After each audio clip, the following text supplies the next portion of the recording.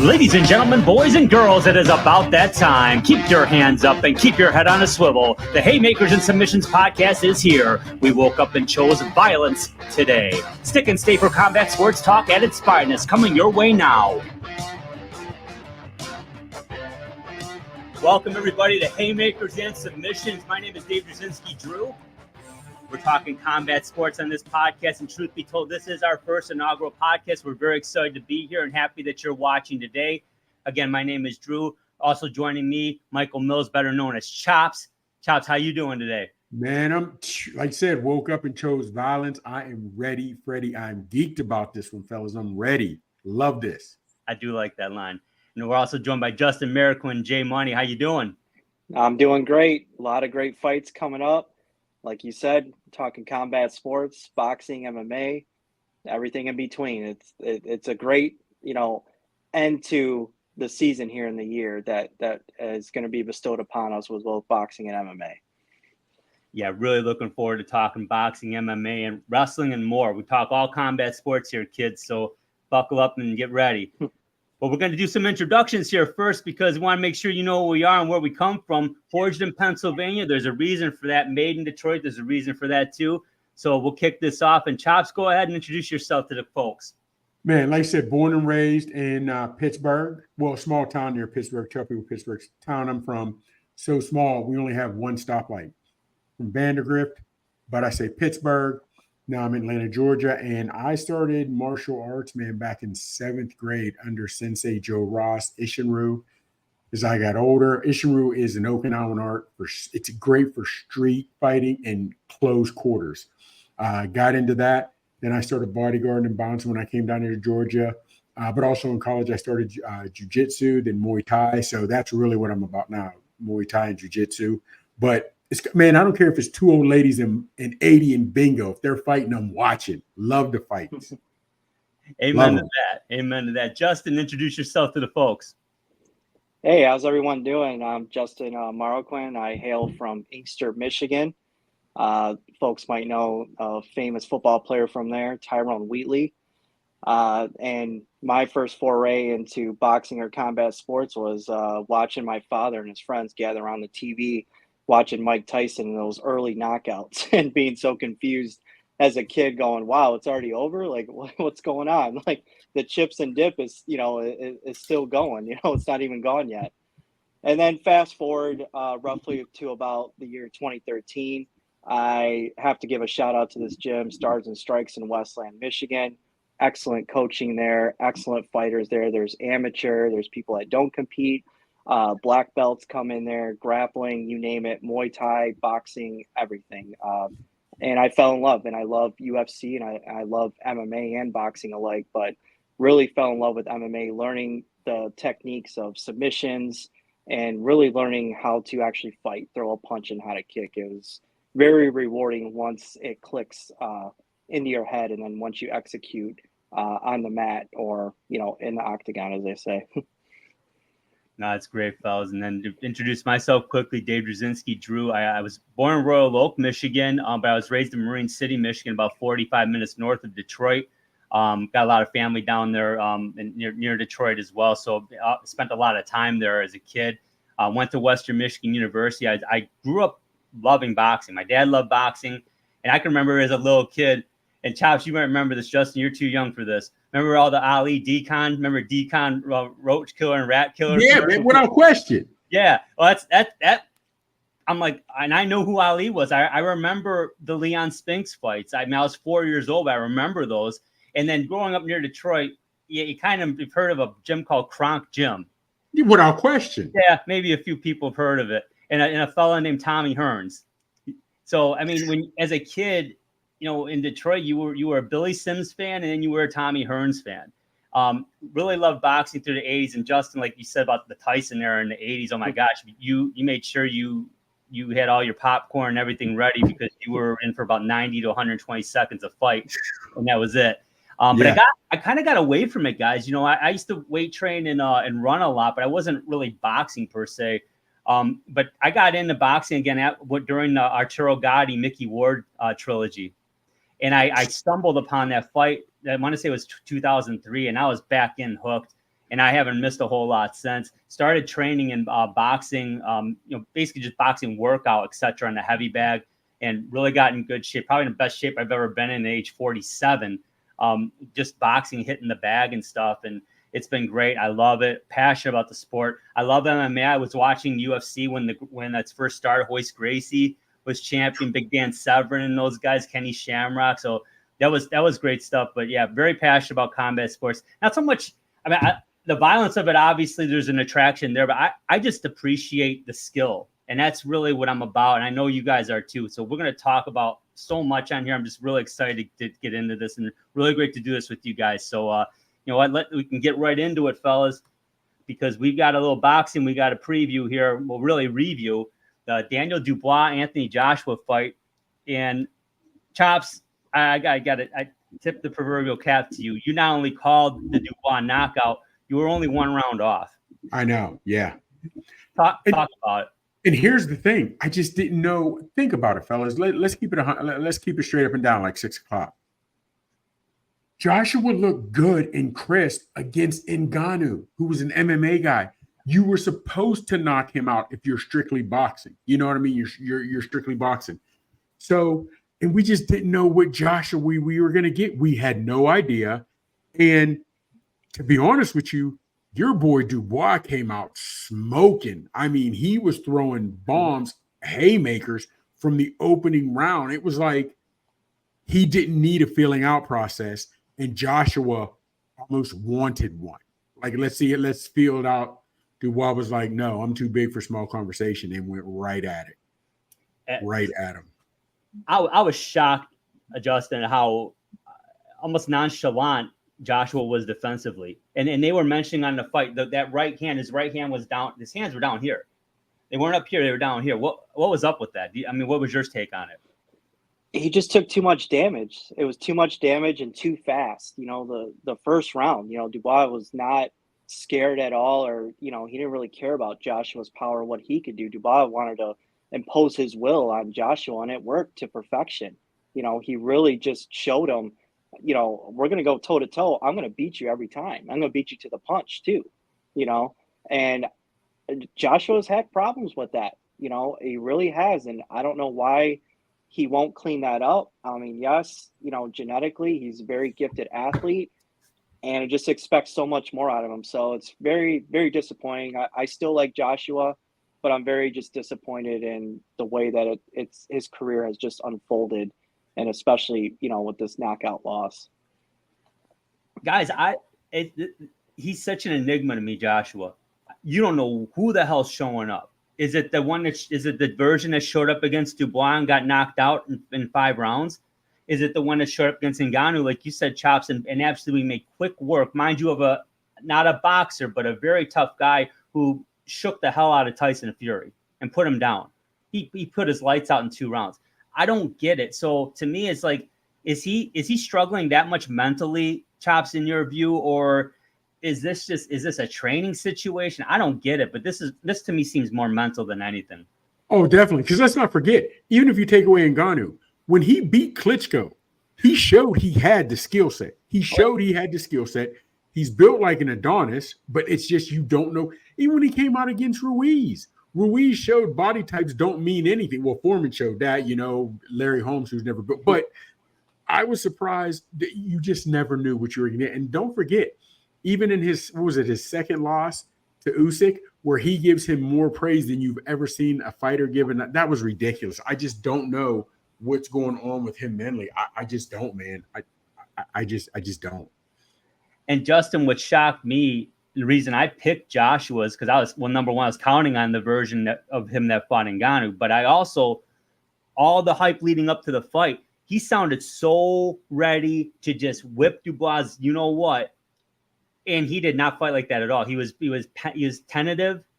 He was not super aggressive at all. He seemed like he wanted to counter more than anything. But in every interview leading up to that fight, he wanted to go with him right then and there. What happened? And that's the question. If you go back to, you know, when he lost to Usyk, you know, the first time, you know, you could really see, like, you know, yeah, he was shocked and whatnot. And then Chop just mentioned it, that second meeting with with Usyk, he really wasn't aggressive until like some of the, little mixed rounds in there a little bit. He'd throw a little flurry or whatnot. But then again, going back to the hands down, wanting to counterpunch and whatnot, you're not going to win like that with Usyk. So I don't know what's going on with him. I don't know if he goes into a match with a mindset and the bell rings, and like one of the most famous quotes and one of my favorite of all time is Mike Tyson, everyone has a plan until they get punched in the face. Is that literally Joshua we're talking about? He has a plan, he gets punched right in the mouth, and then his brain just goes retreat, retreat, retreat, retreat. I think he has a problem with sticking to a game plan, and I do think it's a training issue. Obviously, I think it's a trainer issue as well. But I mean, I know in boxing, you go in there, it's the fighter. But I just think he needs to totally, revamp, what he's doing, training, coaches, trainers, everything. I think this was his second fight with a new trainer. I think in Ngannou, he had a new trainer. And then this fight, he came back with a new trainer.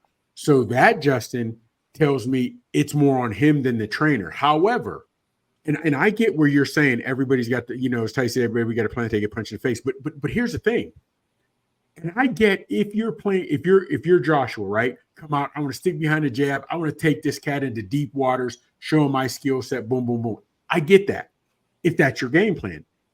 But when you come out in first round and you get stuck, I mean, he damn near knocked his head loose, right? You know what I'm saying? Mm-hmm. So at that point, we abandon ship, abort plan. I don't care if you go out on your shield first round and you literally could have fought that in a phone booth.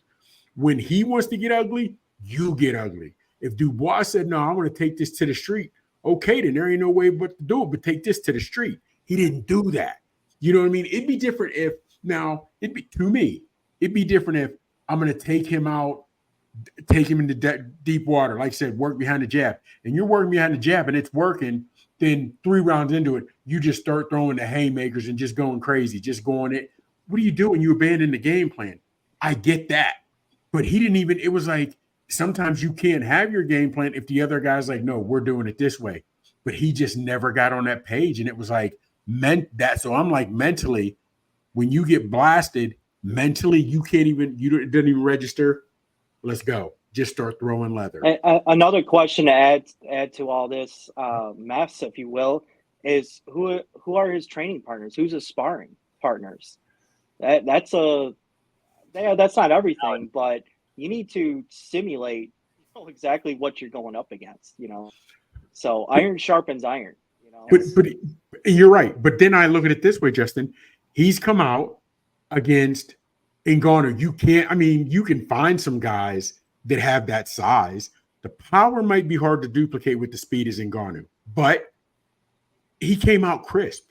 Then even if you have guys that are Dubois size, and maybe you worked a great game plan, because Dubois, I've never seen that aggressive that early. So I admit he shocked me on that one. Yes. But even if his camp's bringing in great guys, he just fizzles out. I'm like, what?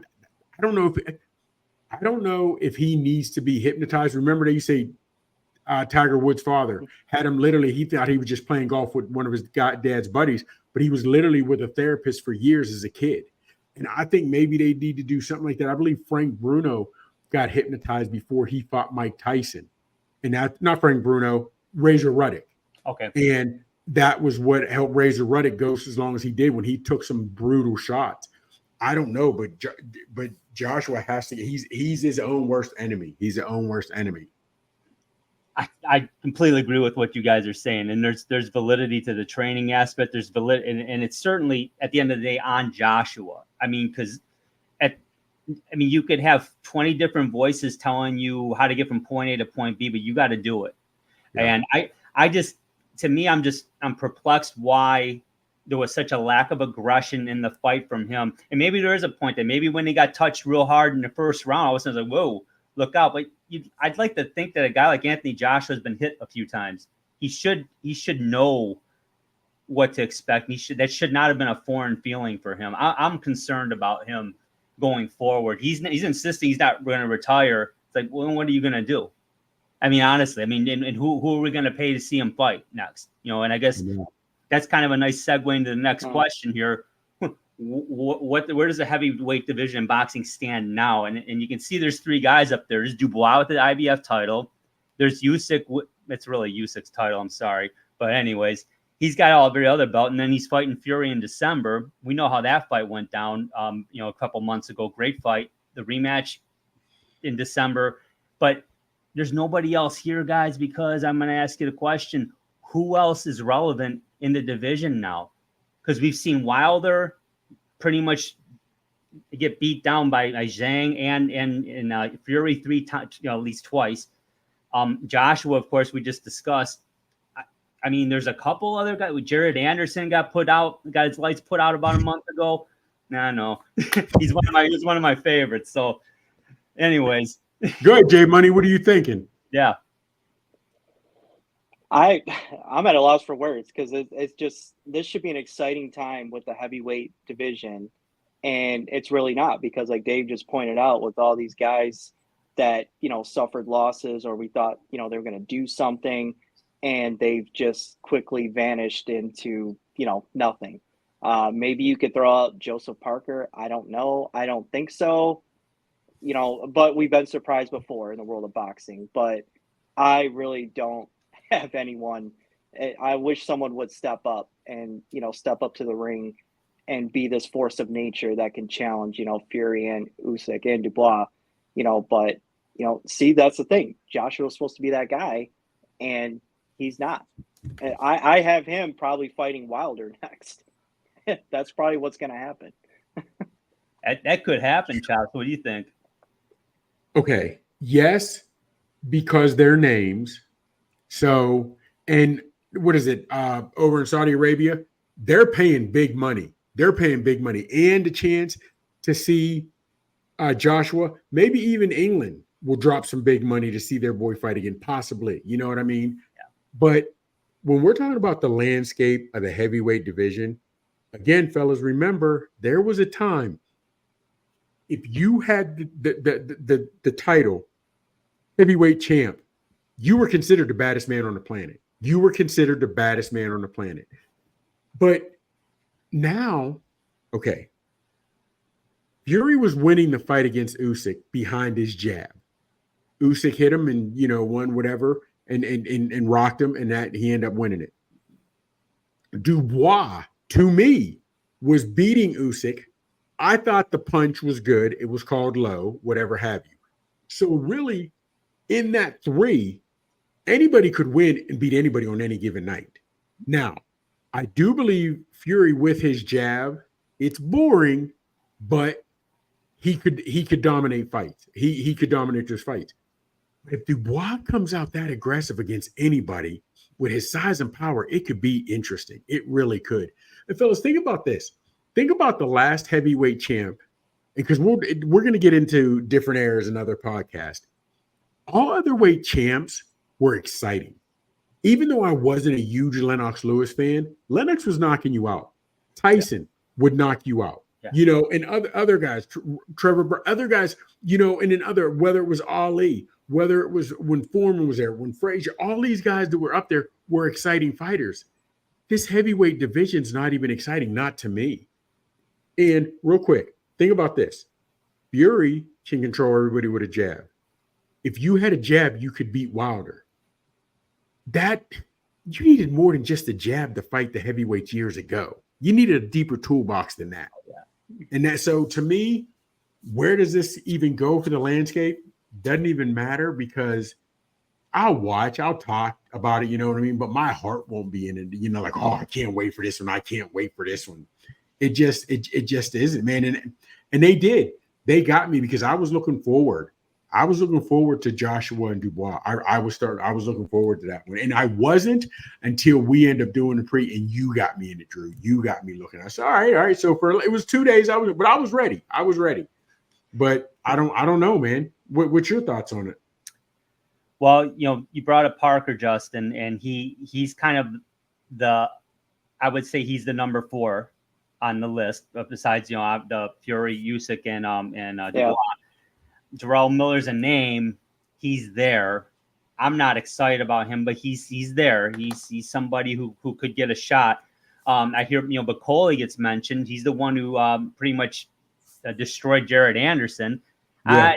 He doesn't excite me. He's a big, strong guy. I think he's a stronger, slightly faster version of Andy Ruiz, in my view. It's a big guy, hits hard, got a little more speed, little more in his toolbox per se, but I don't see him really seriously challenging a Fury or a Usyk in this scenario. Maybe not even a Dubois. You brought up that Dubois fight with Usyk, Chops, and that punch was belt line, and his camp, it looked belt line, and his camp has come out and has really called out Usyk, so they're really targeting Usyk, and they should. And you know what? He is in Dubois. He has to have a boatload of confidence right now. He has to. So right now, as soon as you get the winner of Usyk Fury 2, let him enjoy that win for about 30 minutes, and then you walk into their locker room with a contract. Whoever wins it, you walk into that locker room with a contract and get that signed, because he needs to strike while the iron's hot. I know he's excited. I know he's got the he's feeling himself, as they say. The old people, you say, "Oh, you smelling yourself, boy." He's got the confidence. He's doing it, and it was impressive. But fellas, let's not forget when he knocked Joshua out, he was sort of rocked right then too. But Joshua comes in, no head movement, didn't move his head off the line, just walks in, bink, lights out. What are you doing? He didn't put his hands up. He didn't walk in off the line. He didn't walk in at an angle. He just walked straight in. And you know what they say? A hurt fighter is a dangerous fighter. And walked right into it. Yeah. And that was it. And one other guy I want to mention, before I forget, is Zhang. Zhang's, he's a guy. But he better strike while the iron's hot, because time is not on his side. Isn't Zhang like 38, 39? Yeah, I thought he was. Yeah, he's definitely. Or he may be even 40 now. And then I'm giving Parker his due, but I know Parker's in his 30s. He might only be 32 or 33. And that's crazy, because Dubois is what, 26, 27? Yeah, he's pretty young. He's younger. We should be talking about more early to mid 20 fighters than it being the heavyweight division being dominated by 35, 36-year-old guys. That's depressing to me. It really is. I mean, I'm not going to name the guys. There've been a lot of fighters that I would say crack the top 10, and then they would end up losing and getting beat. Yes. Like a Chris Arreola comes to mind. Yes. The Polish fighter from New York. He was 20-0, and then he got it, and Arreola I think Arreola beat him. So it's like, yes.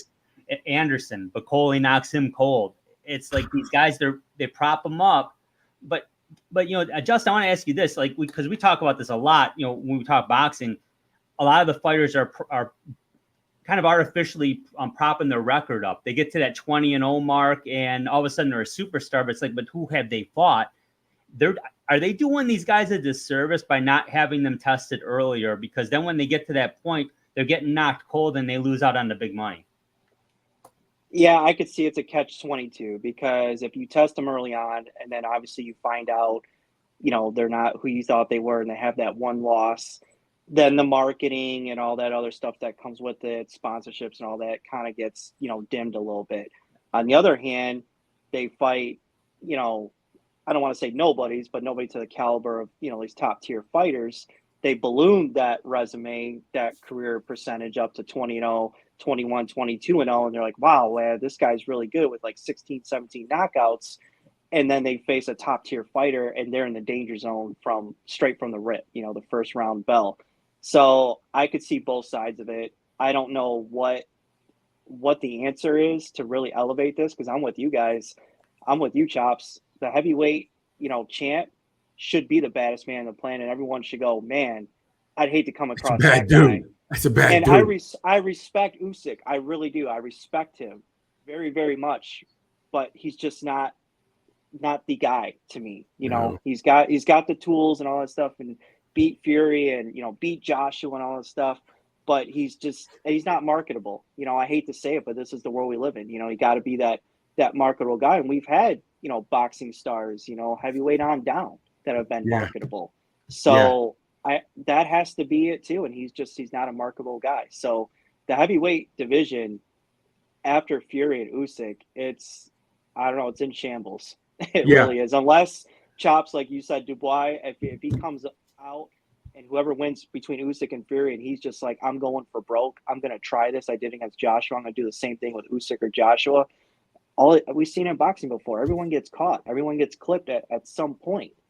And, we could be talking about a new, heavyweight champ. But then again, the question, if he wins Dubois and he's the new heavyweight champ, then who do we have to look forward to knocking him off? At least we'll get a rematch from whoever. If he wins the belt, at least we'll get a rematch. That's all we can look forward to. Seriously. I mean, I don't know, man. But we should have at least five heavyweights other than, chomping at the bit. Yeah. Chomping at the bit that we're oohing and on and going in our heads are turning going, man, this would be an awesome matchup. Like, this person's going to do this versus Usyk, but we just don't have that. We just really don't. Yeah. I mean, if I check the pulse on this right now from us guys, we're lukewarm on almost everybody, and we're talking even in heavyweight guys. Yeah, in heavyweight.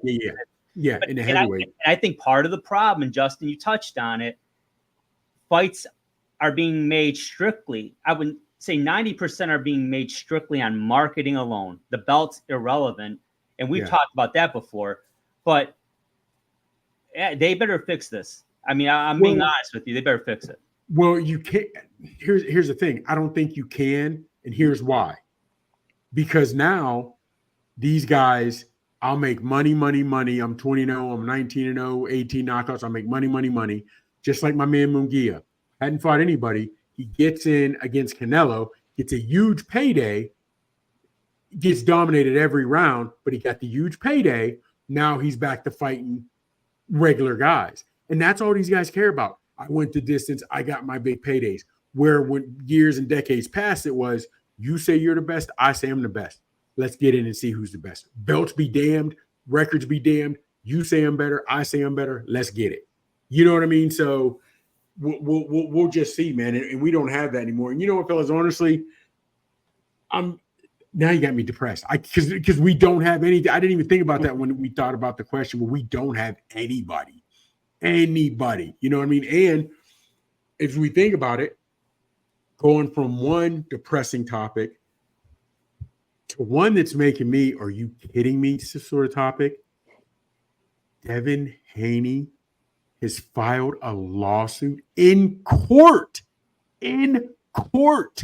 against Garcia. Now, fellas, I used to tell my boys all the time, even if I got jumped, and I got jumped one time in college, but even if I got jumped, I would never press charges. And also, again, because now I have to go and admit to strangers, to the world, yeah, they tuned me up. They wore my ass out. And even if it was the odds 4-on-1, 5-on-1, I still wouldn't do it. Get everyone back, but wouldn't do it. Haney has filed a lawsuit. It'd be different if one of his nerdy bean counters who is allergic to sweat said, we need to file a lawsuit. Okay, maybe that guy says it to one guy. Then that bean counter, that guy says it to another guy who's, wouldn't scream if he was on fire. He's soft. He wouldn't even raise his voice, whatever. But at some point, that's got to get to his dad, who's a trainer, who's been around the fight game for decades. Yeah. Then that gets to the boxer. Nah, man, y'all can kill that noise. No way in hell am I filing a lawsuit. But Haney did it. His dad is co-signing. His dad has been on record saying, oh, I stand with my son. I agree with him. Are you kidding me? And again, fellas, I understand in my life, I get called the old curmudgeon. I'm still like the old man, get off my lawn. I'm just old school in a lot of ways, and I won't change. I'm a dinosaur in my thinking. So if I'm wrong, by all means, tell me what you're thinking. But I'm if I'm a Haney, I'm embarrassed. Well, there's been a couple of prominent names, Tim Bradley, and I saw Shakur Stevens, and both came out with lengthy tweets about this. And basically paraphrasing what you said, Chops, right there. Justin, I cannot believe. I thought we might get a rematch. I didn't think it'd be in a court of law, but there it is. I mean, I'm sorry, Ryan Garcia is a highly skilled guy. He's very, I'm going to say he's very troubled emotionally. We'll put it that way. I'm being real politically correct here. Okay, he's got some problems. And he came in 3 pounds overweight. They knew that. They knew he was going to rehydrate. They still took the extra money and took the fight. And like Bradley said, your problem wasn't the PEDs or the extra weight. The problem was you didn't keep your right hand up and protect your chin. Exactly. I mean, that's the gospel right there. But I mean, my goodness, like just have the rematch, put a rehydration clause in, whatever you got to do, get him back in the ring and go with him. I mean, I don't get this. What are your thoughts on this one, Justin? This is crazy.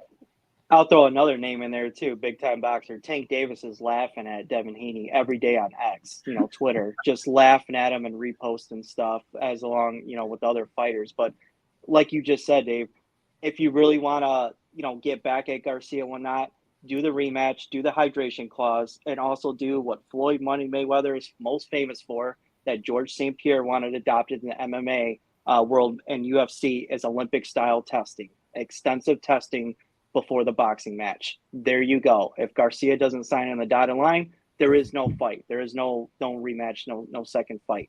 And then move on. But pulling this into court and stuff, it makes you look weak. You're already being laughed at on social media. You got caught. Like whether it was PEDs or not, Ryan Garcia is a very talented fighter, skilled fighter, and has the tools to defeat a person like Haney. What I think happened was Haney just overconfident in that fight. He thought he could just, bob and weave and then pop shot, Garcia and go home with the bag and then make fun of Garcia. And that didn't happen. So now he wants to pull us into court, wants to do all this other stuff. I think it's ridiculous.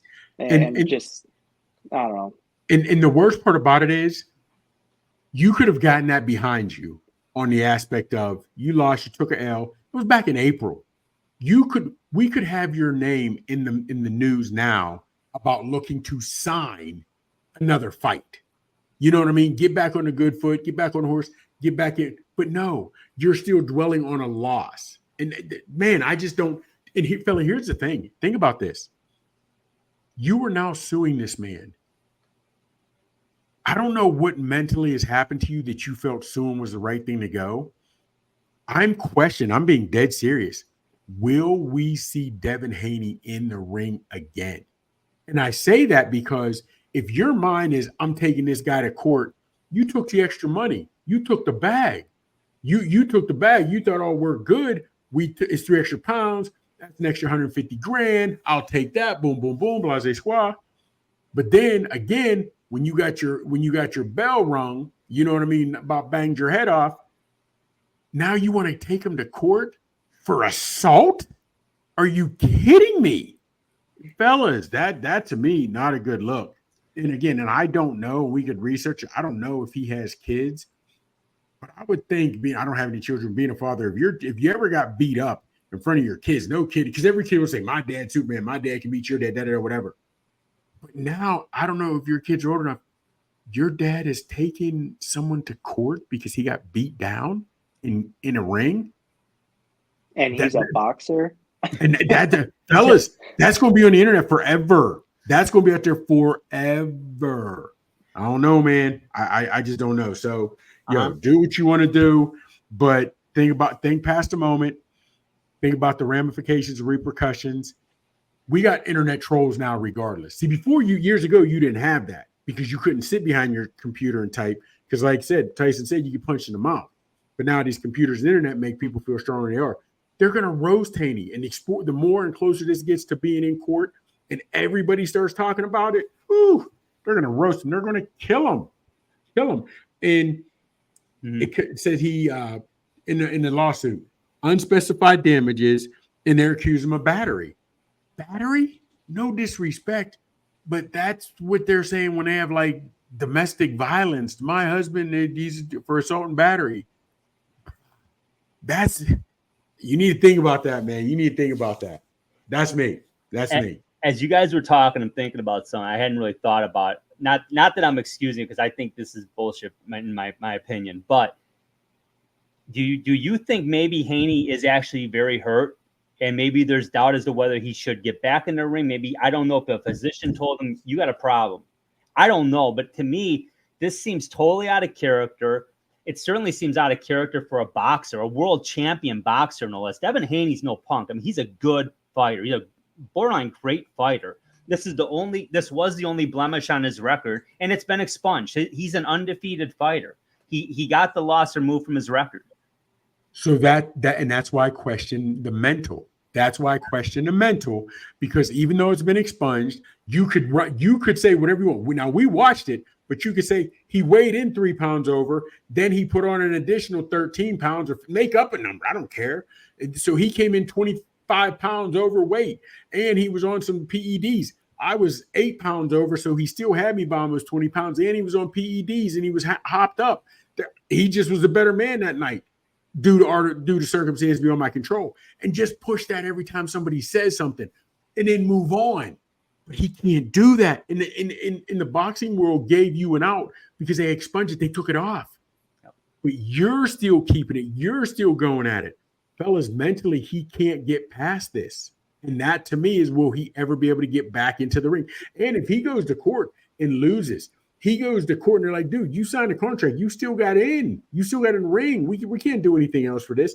Where is his mind then? And like you said, I don't know if it's so much the position, because we've seen guys take worse knockouts and come back. Oh, yeah. We've seen some guys take worse knockouts and come back. Yeah. And we hadn't heard anything about his condition or detached retina or anything before this lawsuit that would have made us think with something. So my thing is, maybe he realizes I can't do it anymore. And maybe that's why he's going for this last grab. I don't know. I don't know, man. I just don't know.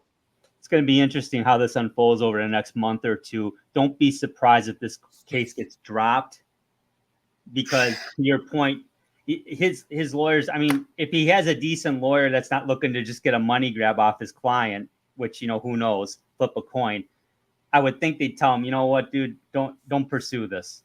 Yeah. Don't pursue this, because it's exactly going to play out like you said, Chad. It might even not even go to court. They might I know. But here's the thing: if your father, the other boxers who were calling you online, couldn't talk you out of doing it, we'll see if a lawyer can talk him out of it. You know what I mean? But that's enough depressing. Let's get hype a little bit. Let's get hype. You know what I mean? Because the boxing that's got me down.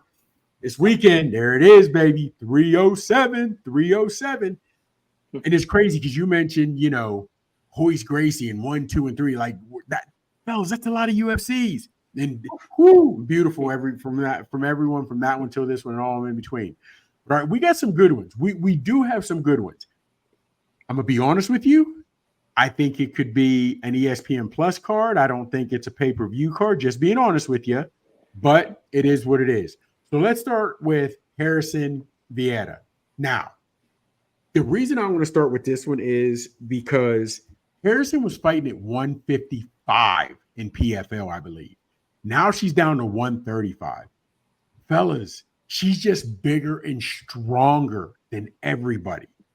Her toolbox isn't better. It's not bigger than anybody she's fighting. Because to be technically, Ketlen Vieira she's fighting has better stand-up, better ground game, because she, with her black belt jiu-jitsu and whatever have you. Harrison's just so big and strong. I don't see this going past 2 rounds. I don't. I'd love to see Vieira catch her in a submission. I'd love it. I just don't see Harrison losing. I just don't. Justin, how you seeing this one?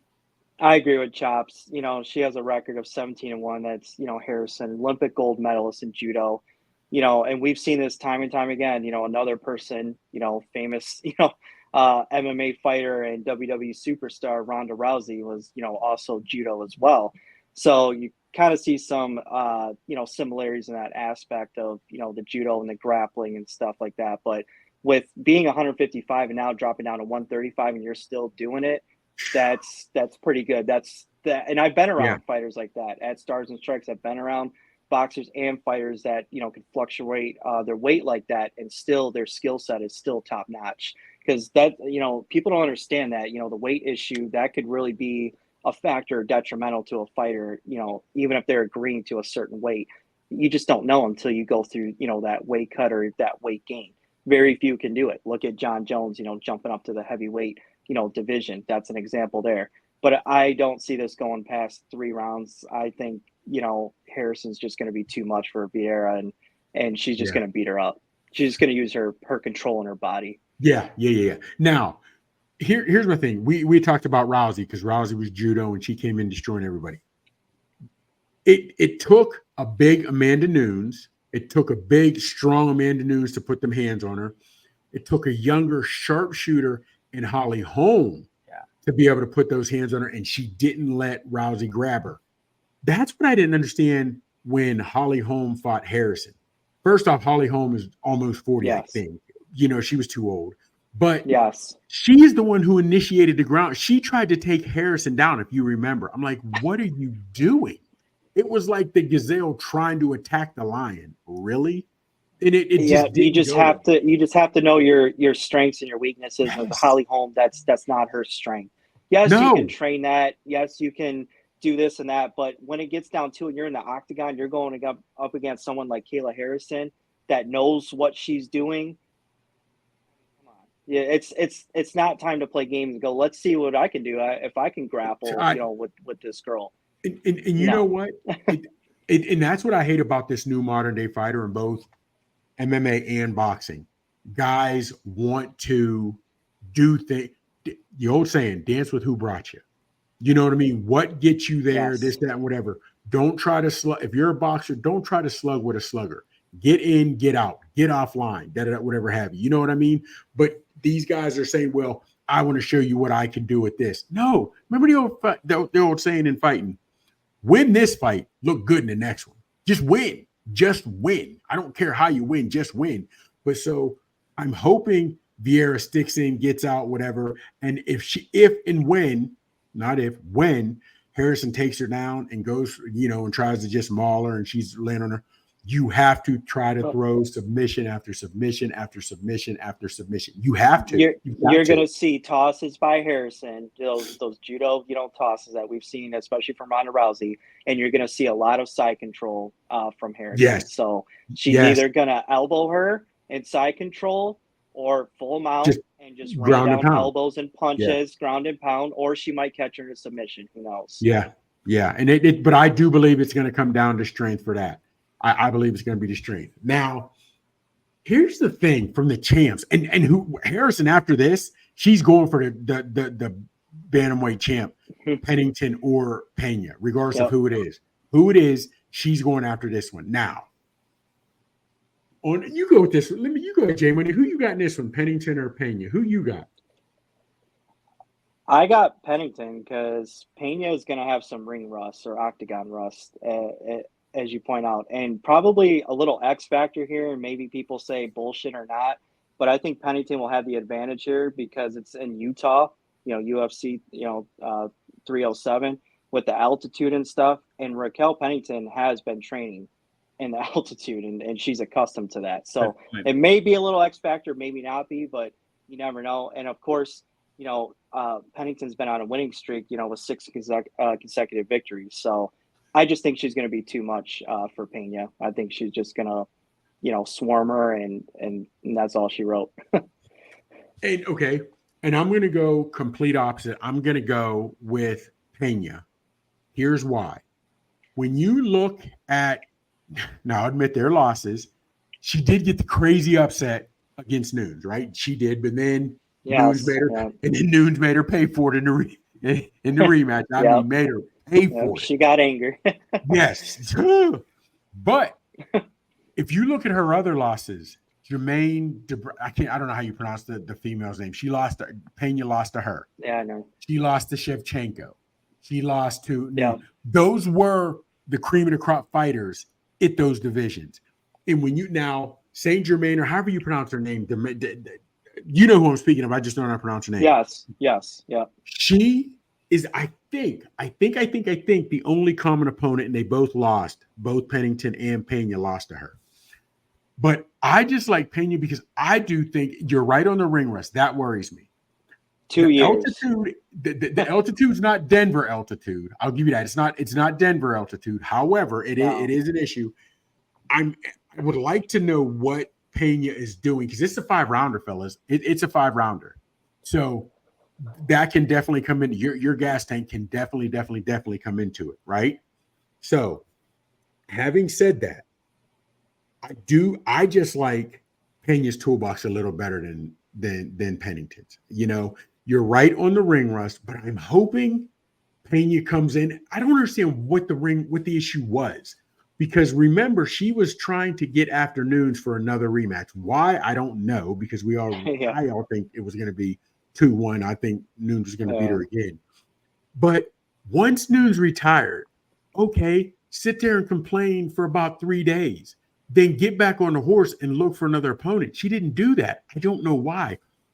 I didn't see she had an injury. Maybe she did, and I just missed it. But I don't know what the issue was with the ring rust. Do you, Justin, have you seen what it was?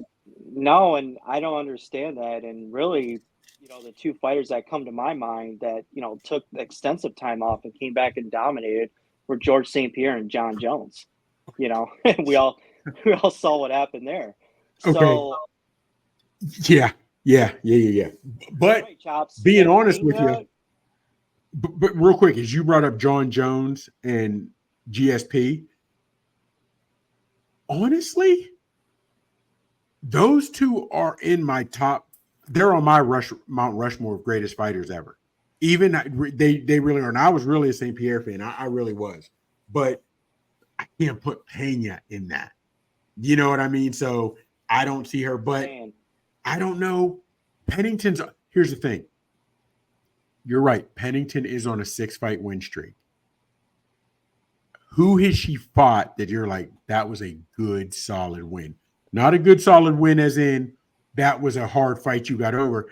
That was a good opponent that took you into deep waters, and you really, really had to go in your bag of tricks for that win.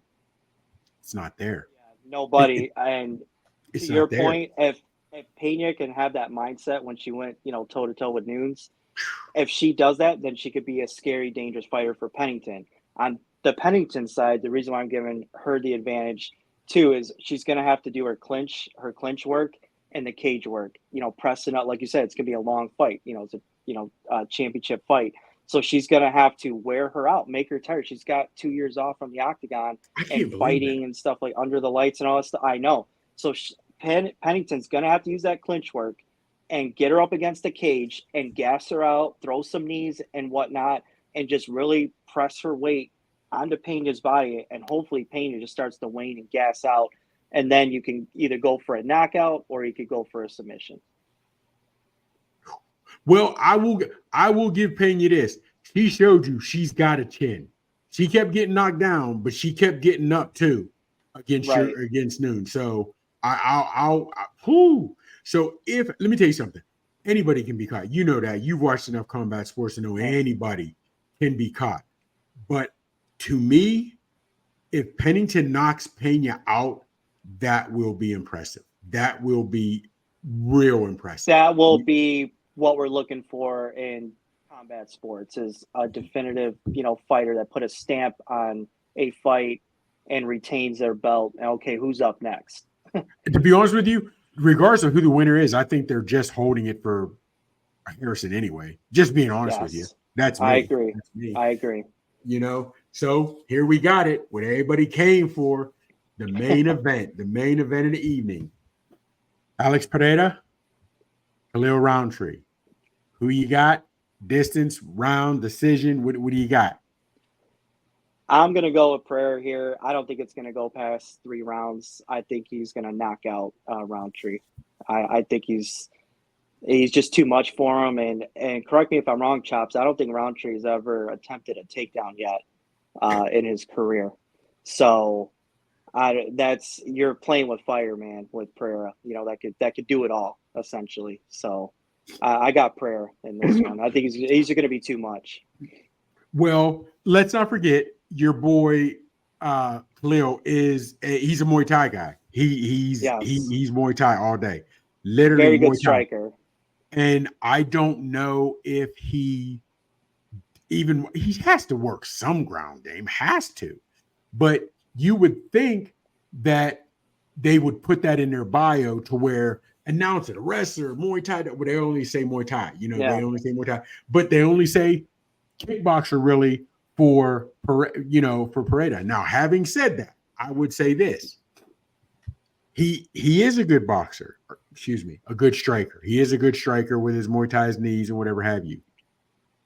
He's not a Pereira striker, and Pereira's going to have about what? What is Khalil, 6 foot, 6'1", where Pereira's what? Good 6'3", 6'4". You know what I mean? Yeah. So having said that, the distance, how is he going to close that distance? That's what I want to see. Now, I'll admit, Pereira has taken some shots, some looping shots. He really has. He has. Proshka hit him, stunned him, but he couldn't take him out. Now, he as in Adesanya, ended up getting a knockout at 185, but he also took some punishment. Now he's 205, and I think Pereira could go up to heavyweight. With his frame, he could walk around 225, 230 and still look good. Look, Saturday, just look how thin he looks up top. Go ahead. I know. Which is why I think Pereira should, take Khalil down to the ground, and then we'll see what happens. We've seen that happen a lot in UFC, where the males and females didn't have a whole lot of experience on the ground, or like I said, never really took anyone down. What are you going to do when your back hits, the mat? What are you going to do, against someone with a lot of experience that's fought a lot of experience. Now, on the other hand, Roundtree, being the Muay Thai technician that he is, he can catch, Pereira. We've seen that, all, in the last 20, 25 years of the UFC. He could catch him, kick to the head, or, a nasty, kick to, his midsection, and then just, finish him off with some punches. Now, all you need to do is stun someone and then just get on him real quick. Now, if I'm Roundtree's corner, we are working the Muay Thai leg kicks. We are working the leg kicks, because with Muay Thai, with any of them, the calf kicks, but definitely with Muay Thai, you can get him limping by mid-second round with enough leg kicks. And once you do that, he's not moving offline well. He's not getting power in his punches. So if I am Roundtree, it's no secret. Let it be known, I'm coming for them legs. And Pereira does not have big legs anyway. He does not. It's almost like when I look at him, I think of how your boy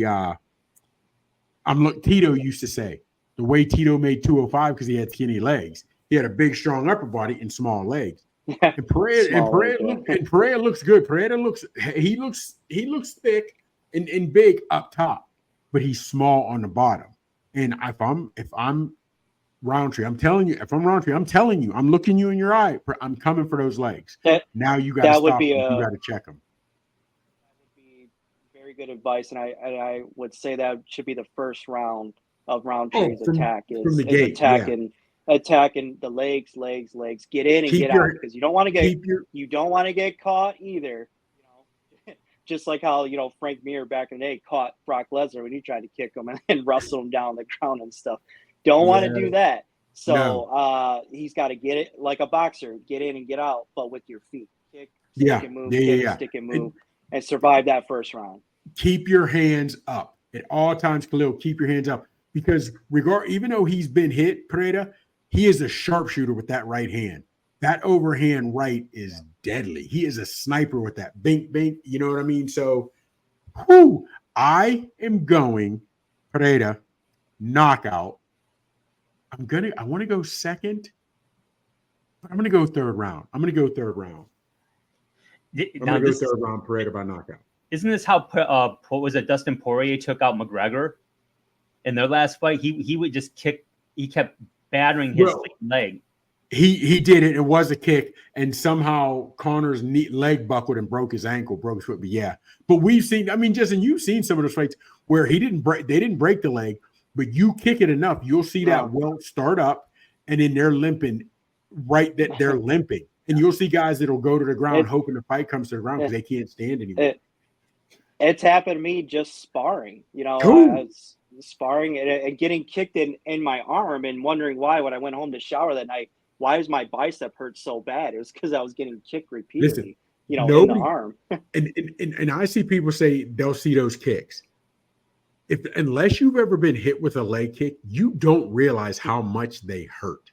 When you're going shin to shin and the shin to the side of the leg, I'm telling you, you just don't. Even if you're blocking it, someone like still Roundtree take that's a tactician with his kicks. You're still feel taking it, punishment. And oh man, you're still taking punishment. You know what would be? Picture. Remember, you go to the old Italian supermarkets, the old Italian delis, they'd have the big old sausages, 14, 18 inches long and round thick. If you could grab one of those, because I don't want to say a ball bat, but it does hurt. But if you grab it, is just a deadening thud. It is, and you're like, I can't. You can't You'd rather escape get it. punched in the face. You'd rather get punched in the face sometimes than a leg kick. You just don't, man. And they linger, fellas. They linger. Sometimes you see, you can get punched in the head and be on Quiz Street, and you're not hurt, but it doesn't hurt, but you know you're wobbly. Those leg kicks hurt. You can try to put your mind elsewhere. You can try to, but at some point the body is going to shut down. It's rough. But like I said, I got Pereira, 3rd round knockout. What do you got? Just in what round you going, or how you having it finishing? I'm going to go 3rd round as well. It's not going to go past the 3rd. And I really want to say 2nd, but man, I'd like to give Khalil, just because of his Muay Thai, might be able to keep his hands up, get in close. And if you can get in close and clinch, do some work with those elbows, maybe you can take it to the 3rd round. But I don't know, man. But also the problem with a lot of those Muay Thai guys, they don't try to close the distance all the time, like a wrestler would. They want to fight in the phone booth, fight dirty. Where I would think dirty boxing would do Khalil real well in this one. You know what I mean? So yes. And real quick, Justin, before we get up out of here, Aldo fights too. Jose Aldo is back in the mix. I saw that. Oh man, I hate this because he's a Hall of Famer. Almost forget that he was on the card. Yeah, I know he's a Hall of Famer, and I hate the fact that he's not even one of the top fights on this. He's main card, but he's not even a top fight. And I hate that what he's becoming. I say what he's become, a 3rd, 4th tier fighter on a card where he should be able to still be a draw. And I don't want to say still be able to draw, but his name. But you've just been doing it too long, man. You know what I mean? It's not so. It is what it is. But fellas, hey, this episode, man, I'm glad I'm so excited about this podcast. Talking our boxing, talking our MMA. We're going to have some wrestling going on, and not WWF wrestling, real wrestling. You know what I mean? So, and again, no slight, because those WWE guys are still athletes, but we're going Greco-Roman, we're going freestyle, we're going that sort of wrestling. But I am excited about this fight on Saturday, only because and when I say excited, I'm excited because, again, it's martial arts. I don't expect Pereira to have problems. I don't expect Harrison to have problems.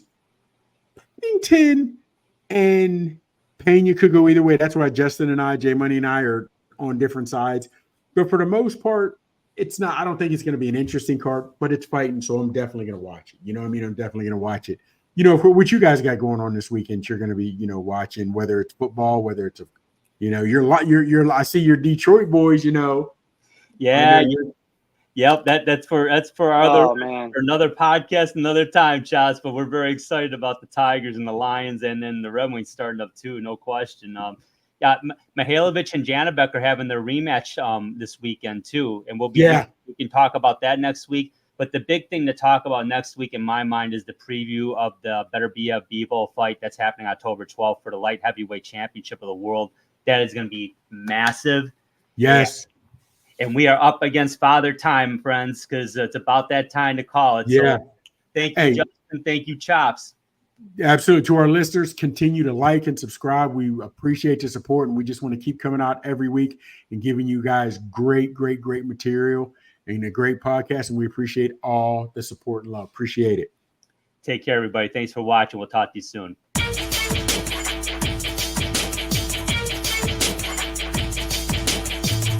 Thank you for watching the Haymakers and Submissions Podcast. You can find us on the ESEN network on the Roku app every Friday night at 10 p.m. Eastern Standard Time, beginning on October 4th, 2024. Check us out on Twitter X. Our handle is @HeySubPod, capital H, capital S, capital P. You can also subscribe to our YouTube channel so you don't miss a single episode. Just go to your web browser and type in www.youtube.com/@Haymakers and Submissions Podcast, as we will drop content weekly. Whether it's boxing, MMA, or wrestling that gets you fired up, you'll get all you need right here at the Haymakers and Submissions Podcast.